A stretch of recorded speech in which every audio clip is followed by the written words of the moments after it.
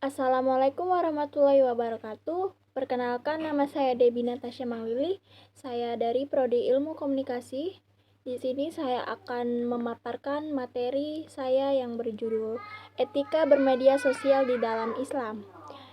Jadi dewasa ini manusia mampu menciptakan kemajuan dalam berbagai bidang seperti transportasi, teknologi informasi, transformasi, komunikasi, dan digitalisasi. Di balik kemudahan yang diberikan oleh kecanggihan era digital, menyimpan sejumlah potensi negatif yang sangat merugikan bangsa dan negara. Jadi artinya sosial media seharusnya bisa menjadi wadah bagi kita untuk menyalurkan dan mendapatkan hal-hal baik guna wawasan dan pengetahuan kita. Jadi, dalam bersosial media masih banyak kasus yang menyebabkan kehancuran moral bangsa. Bobroknya generasi muda, mulai terjadinya hoaks dan fitnah yang meresahkan warga. Jadi oleh karena itu kita harus membentangi diri dalam menyikapi akhir zaman yang penuh dengan fitnah dan permusuhan. Bahkan Imam Ali bin Abi Thalib mengatakan, sebaik-baik orang adalah yang tepat dalam menyikapi zamannya. Jadi perkembangan teknologi yang semakin pesat memberikan kemudahan dalam mengakses informasi dari berbagai penjuru. Keberadaan media sosial pun tidak bisa terlepas dari segala sisi kehidupan masa kini.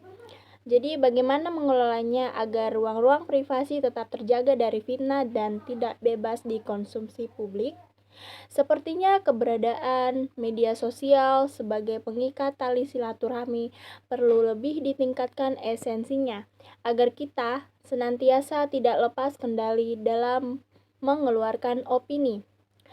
Islam sebagian agama yang menuntut umatnya untuk selalu mengutamakan berbuat baik dalam setiap sisi kehidupan, memiliki batasan-batasan bagi umatnya dalam menggunakan media sosial secara bijak. Islam tidak memiliki pandangan anti-mainstream.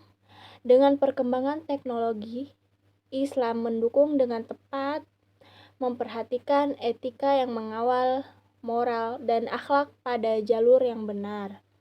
Jadi ada berikut etika yang harus diperhatikan dalam menggunakan jejaring sosial media. Yaitu yang pertama, jadikan sebagai sarana untuk menebar kebaikan. Isinya adalah informasi yang tersebar di media sosial sedikit banyak mendeskripsikan kejernihan akhlak penulisnya.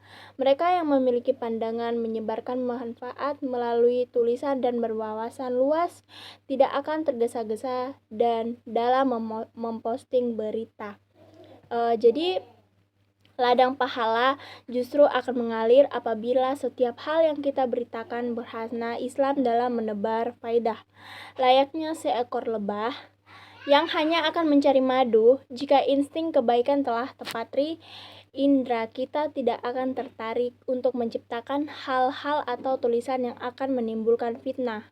Yang kedua ada mengingat hisab atas segala perbuatan. Jadi isinya yaitu adalah menyadari sepenuhnya akan adanya hisab atau perhitungan atas setiap detail yang kita perbuat dapat menjadi pengontrol utama dalam mengendalikan perbuatan.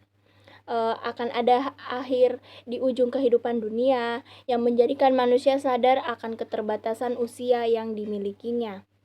Jadi timbangan baik dan buruk menjadi titik penentu keberadaan manusia di akhirat surga atau neraka. Kesadaran akan hisab ini pun semestinya kita pegang saat menggunakan media sosial, karena apa? Pun yang kita lakukan dengan media sosial juga akan menjadi catatan amal yang dipertanggungjawabkan kelak. Ada juga yang ketiga yaitu CCTV di kedua bahu. Jadi isinya seperti merasa selalu diawasi oleh malaikat utusan Allah di bahu kanan dan kiri. Semestinya menjadikan tubuh dan akal berpikir sebelum melakukan tindakan. Pengawasan 24 jam semesta detak jantung masih berdebar bukankah cukup untuk menjadi pengendali di setiap perbuatan? Begitu pula dengan aktivitas di jejaring sosial. Like, komen, atau share, kita akan disaksikan dan kelak akan dimintai pertanggungjawaban. Yang kelima ada misi atau niat hanya terjadi satu arah. Jadi isinya itu adalah kejujuran hati kepada sang pemilik kehidupan. Kita tidak bisa melihat apalagi memberikan penilaian terhadap niat seseorang.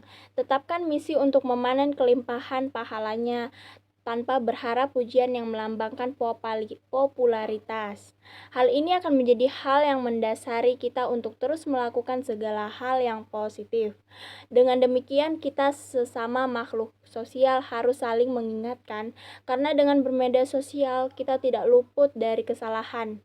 Gunakan media sosial dengan cara baik, yaitu pakailah untuk bersilaturahmi, menjalin komunikasi agar tidak menimbulkan kesalahan dalam bersosialisasi. Dalam menghadapi perkembangan sosial, pandailah memfilterasi, tidak tergoda dan terpercaya, tidak berkomentar yang membawa bahaya, dan meninggalkan yang buruk dan mengambil yang baik dalam sosial media. Jadi dengan demikian dari uraian ini dapat disimpulkan bahwa perkembangan media sosial sangatlah cepat akan mampu melahirkan generasi yang berkualitas dan berakhlak. Perkembangan media sosial pun akan bisa memunculkan generasi tak berakhlak. Jadi jadikanlah agama sebagai filter dan benteng kokoh dalam menghadapi perkembangan media sosial, dan jadikanlah media sosial sebagai penyambung umat Islam dalam berdakwah agar bermanfaat untuk umat Islam, khususnya berkomentar di media sosial. Dengan tepat memperhatikan kelima etika tadi dalam menggunakan media sosial ini, diharapkan persaudaraan akan terjadi walaupun hanya di dunia maya. Tapi silaturahmi tetap terjalin dan manfaat perkembangan teknologi sebagai sarana mengkaji ilmu pun dapat terwujud. Mari jaga etika sebagai predikat muslim terpuji dalam bermedia sosial. Itu saja dari saya. Apabila ada tutur kata yang tidak berkenan, mohon dimaafkan. Wassalamualaikum warahmatullahi wabarakatuh.